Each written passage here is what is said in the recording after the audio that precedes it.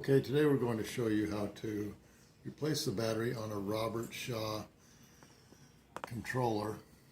Now, a lot of times when your thermostat is not working, it can possibly be the batteries. That's one of the first things you want to check. It's a simple procedure and it can save you quite a bit of money. You'll notice that it says low battery, and if you don't change it, a lot of times your thermostat will not work the way that it should. Now you'll notice on this side there are two little clips.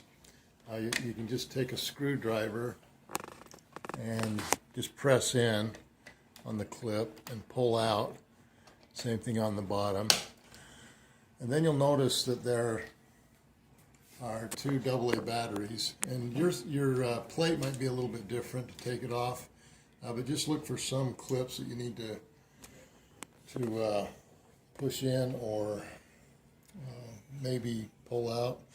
But anyway, once you do that, you'll just go ahead and pull out the batteries. You want to make sure you know which way the positive and negative is. Just take note of that.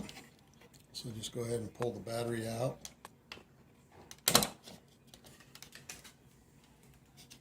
And this is taking two AA's. It might be a different size battery too. And then you just go ahead and place them back in.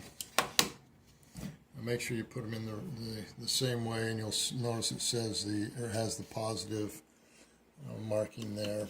And then you just go ahead and put it in. And then you'll notice that the low battery went away. And then the last thing you need to do is just go ahead and put the plate back on.